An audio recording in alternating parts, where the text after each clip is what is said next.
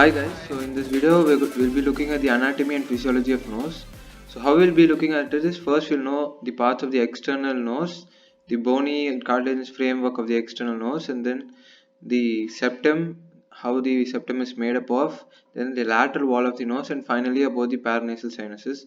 So you would already be knowing many parts of the external nose, which are the dorsum, root, tip, ala, philtrum. All these are external nose. I just add a picture over here. You can have a quick look at them. So moving on to the bony and cartilaginous framework of the external nose, there's only one pair of bone, which is the nasal bone, which is present in the superior aspect of the nose. There are two pairs of lateral cartilages, upper lateral and lower lateral cartilages. So totally four cartilages. The lower lateral cartilage is also known as alar cartilage due to its shape like ala, and the corresponding part on the external side is also known as the ala of the nose. And there are few accessory minor alar cartilages which are embedded within the soft tissues which help in the structural integrity of the nose.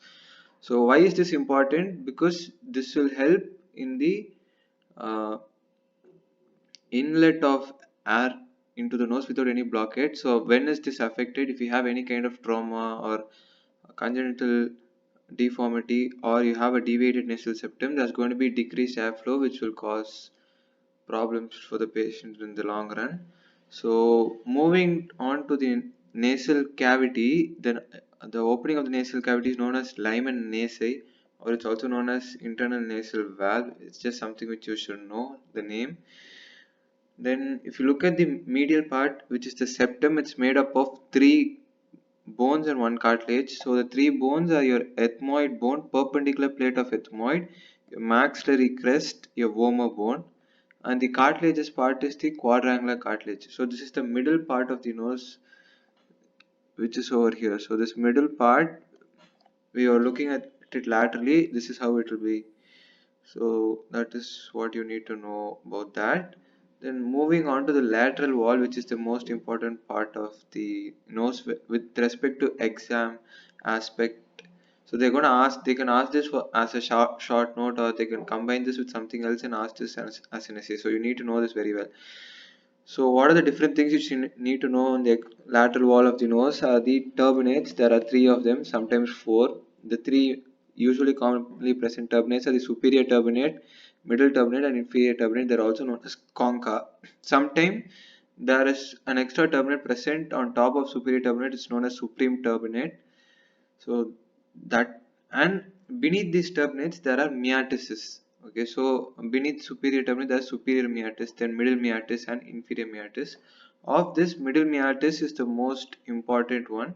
We'll come to that. I'll talk about that when we talk about the paranasal sinuses. So as you can see, this is the lateral wall of the nose. Superiorly, you have the cribriform plate of ethmoid. It's cribriform because there are like perforation or holes in that, through which the olfactory epithelium actually takes up the smell to the brain via the olfactory nerve. So it's very important location which you need to know. And you see this over here, this is the sella turcica, nothing but the space where the pituitary gland is present. So it's very proximal to the lateral wall of the nose. It's very important to know. And as you can see, the anterior cranial fossa and the middle and the lateral wall of the nose are in close proximity with each other. And finally, there's an opening for the eustachian tube. So this is the link to the ear. And you have choana over here. So this part over here is the choana. Inferiorly, it's bound by the hard palate. So this bony part is hard palate, and this is the known as the soft palate. So this opening right here is known as the choana. So that would be all the different parts of the lateral wall of the nose which you need to mention. Other than that, you'll be knowing that there are two sinuses which are visible over here, which is the frontal sinus and the sphenoid sinus. There are two other sinuses which we'll be covering later on. So other things to know about the lateral wall of the nose are the blood supply. So the arterial supply I've given here in red is split into four quadrants, and the upper uh, the the upper outer quadrant is supplied by anterior ethmoidal. the upper, inner or medial is supplied by sphenopalatine, and then lower outer is facial artery, lower inner is greater palatine. What's more important than the blood supply is there is an anastomosis among most of these branches of these blood supplies, and it's known as Kiesel's black plexus. So most common site of epistaxis in anterior part of the nose. So if you look at the venous plexus, there are many veins which drain into primarily three veins, which is the facial vein, the cavernous sinus, and pterygoid plexus. So the pterygoid plexus or the on the posterior part of the lateral wall of the nose, what you have is known as the Woodruff's plexus. So Woodruff's plexus is the most common site of epistaxis in posterior part of the nasal wall.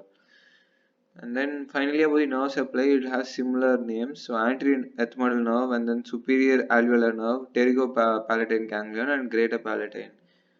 So just palate and then sphenopalate and ethmoid and all these things are just included in the names of the arteries and the nerve supply. So we were talking about the paranasal sinuses, right? Before that, about the myoticis.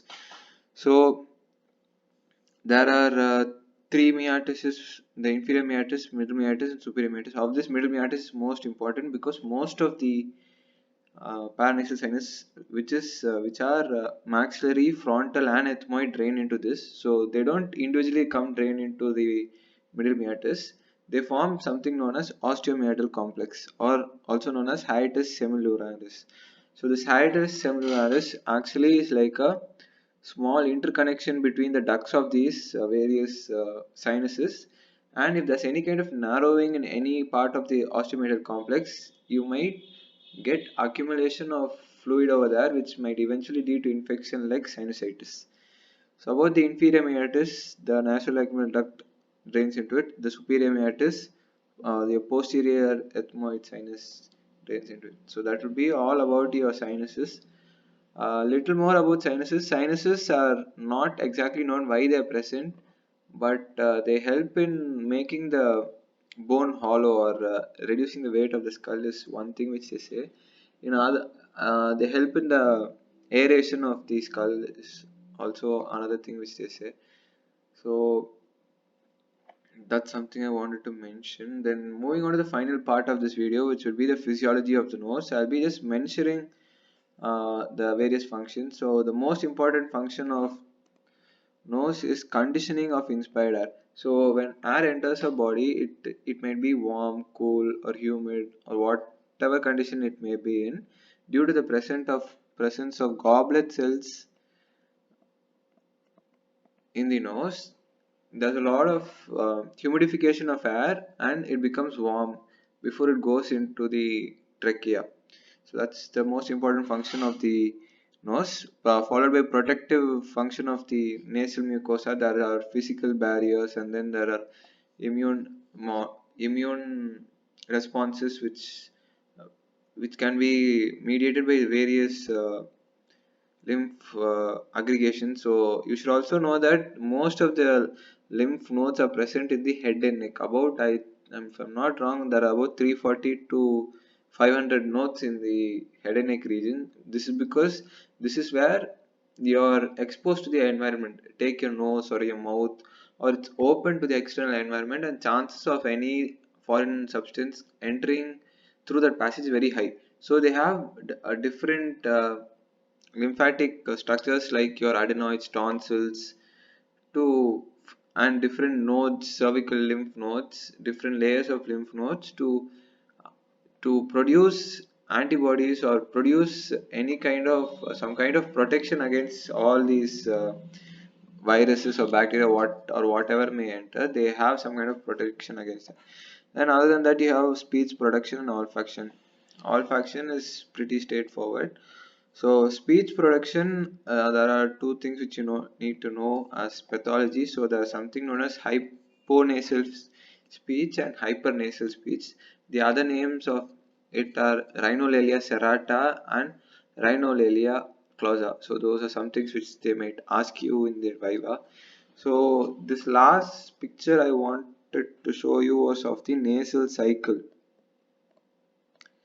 So The nasal cycle is basically the movement of cilia in the salt layer. So there are two layers, the gel layer and the salt layer. So the cilia moves the salt layer to expel the various dust particles and all the aggregations of particles which are stuck in the nose.